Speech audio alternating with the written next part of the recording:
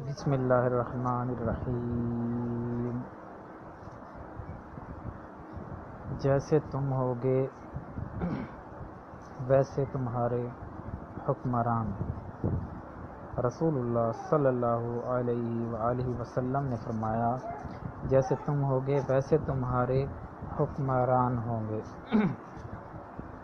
یہ ہے حدیث نمبر 1318۔ اس کی روایت کچھ یوں ہے: حدثنا محمد حدثنی ابو الحسین بن جمعی اخبرنا محمد بن یوسف بسیراف حدثنا ابو المثنى حدثنا محمد بن یحییٰ بن عثمان حدثنا الکرمانی بن عمرو حدثنا مبارک بن فضالہ عن الحسن عن ابی بکر عن النبی صلی اللہ علیہ وسلم قال کما تکونوا یولی علیکم الطیوریات للاصبہانی۔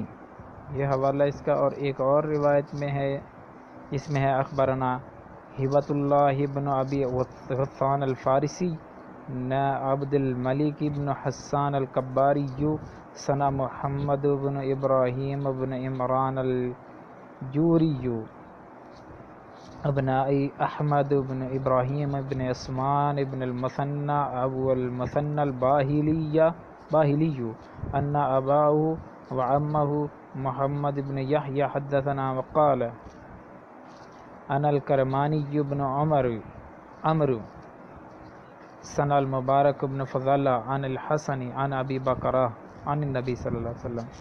مسند شہاب للقضائی۔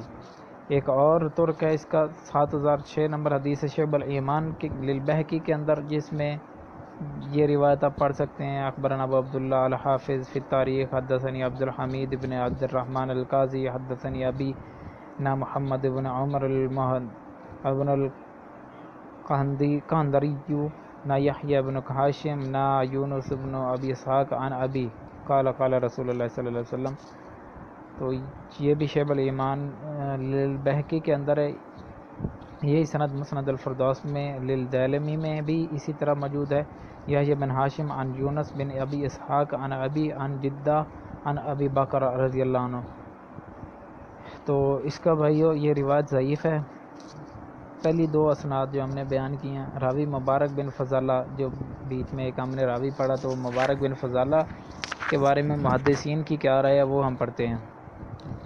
ابن معین کہتے ہیں صالح ہے، یہ قدری ہے۔ قدری سے مراد یہ ہے کہ جو تقدیر کا انکار کرنے والے، یعنی ایک قدریہ فرقہ ہے تو ادھر سے تعلق رکھتا ہے۔ ابن معین کہتے ہیں وہ صالح ہے، یعنی نیک ہے لیکن قدری ہے۔ ابو داؤد کہتے ہیں کہ شدید تدلیس کرتا ہے، جب حدثنا کہے تبھی ثبت ہے، ٹھیک ہو گیا، یعنی اس کی روایت اب قبول کہہ جائے گی جب وہ حدثنا کے الفاظ استعمال کرے گا۔ یہ ابو داؤد کے کمنٹس ہیں۔ نسائی اس کو ضعیف کہتے ہیں۔ مروزی احمد سے روایت کرتے ہیں کہ جس یہ حسن بصری سے روایت کرے تو وہ حجت نہیں ہے۔ ابو زرع کہتے ہیں کہ کثرت سے تدلیس کرتا ہے، تو جب حدثنا کہے تب بھی ثقہ ہے، اور عفان بن مسلم نے ثقہ کہا ہے۔ ابو حاتم نے کہا کہ یہ مجھے ربیعہ بن صبیح ضعیف راوی سے زیادہ محبوب ہے، اور عفان اس کو ثقہ کہتے ہیں۔ امام احمد بھی اس کو مدلس ہی کہتے ہیں۔ میزان الاعتدال جلد نمبر 3 صفحہ نمبر 432۔ یعنی اس کی وہ روایت قبول کی جائے گی محدثین کے نزدیک جس میں وہ اپنے روایت پیش کرنے میں حدثنا کے لفظ استعمال کرے گا۔ تو ایک اور ابن حجر کہتے ہیں کہ مبارک کی طرف والی سند میں مجہول راوی ہیں۔ تخریج الکشاف جلد نمبر 4 صفحہ نمبر 25۔ تیسری سند اس کی ہے: ابو اسحاق عمرو بن عبداللہ السبعی تابعی ڈائریکٹ رسول اللہ صلی اللہ علیہ وسلم سے روایت منسوب کر رہا ہے، لہذا یہ مرسل ہونے کے سبب ضعیف ہے۔ دوسری علت کے لیے چوتھی سند دیکھیں، یعنی اس میں تابعی جو ہے نا حضور صلی اللہ علیہ وسلم سے ڈائریکٹ روایت کر رہا ہے تو وہ بھی قابل قبول نہیں ہوگی، کیونکہ تابعی کا سماع ثابت نہیں ہے رسول سے ڈائریکٹ، تو اس میں اس نے ایک کڑی ٹوٹ جاتی ہے، صحابی کی کڑی نہیں ہے اس کے اندر۔ چوتھی سند راوی یحییٰ بن ہاشم کے متعلق نسائی متروک کہتے ہیں۔ ابن عدی کہتے ہیں کہ حدیث گھڑتا تھا اور انہیں چوری کرتا تھا۔ اسناد کو یہ میزان الاعتدال جلد نمبر 4 صفحہ نمبر 412۔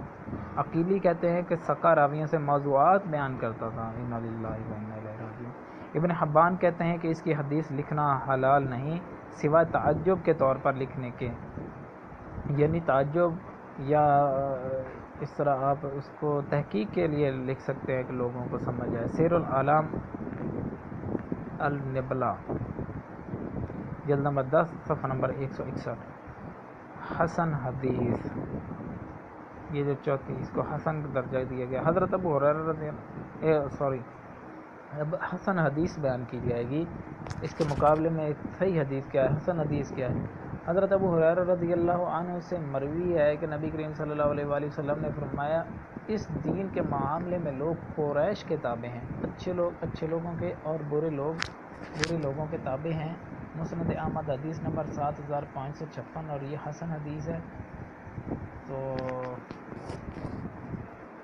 دیکھا میرے بھائیوں آپ نے کہ یہ حدیث کی جو ہے سند ہے یہ ضعیف ہے، تو ہمیں احتیاط برتنی چاہیے کہ ہم کوئی بھی بات حضور صلی اللہ علیہ وآلہ وسلم کی طرف منسوب کریں تو اس کے بارے میں کم از کم تحقیق کریں کہ کیا حضور صلی اللہ علیہ وآلہ وسلم کا یہ واقعی فرمان ہے، اور اگر کسی میں شکوک و شبہات پڑتے ہیں تو جب شکوک و شبہات میں بات آئے کہ حضور علیہ الصلوۃ والسلام کا یہی فرمان ہے کہ شک والی چیز کو چھوڑ دو، تو جہاں پہ آپ کو تحقیق ہے، جہاں پہ پکا ثابت ہے وہ آپ لیں اور اس کے اوپر عمل کریں اور لوگوں میں وہی چیزیں پھیلائیں۔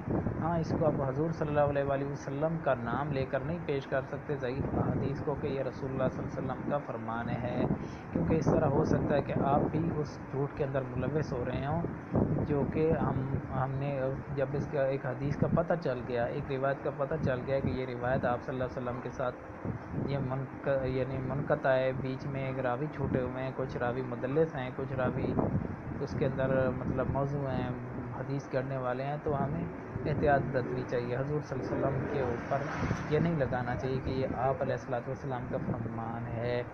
تو بے شک آپ کو سمجھ آ گئی ہوگی، آپ اس کو ضرور لوگوں میں بھی شیئر کریں گے اور بتائیں گے۔ یہ میں نے حوالہ جات دیے ہیں، جس بندے کو اس میں کوئی شکوک و شبہات ہوں یہ حوالہ جات بھی چیک کر سکتا ہے، تو انشاءاللہ یہ صحیح ہیں۔ تو باقی انشاءاللہ تعالیٰ اب ایک نیکسٹ ویڈیو میں دیکھتے ہیں کیا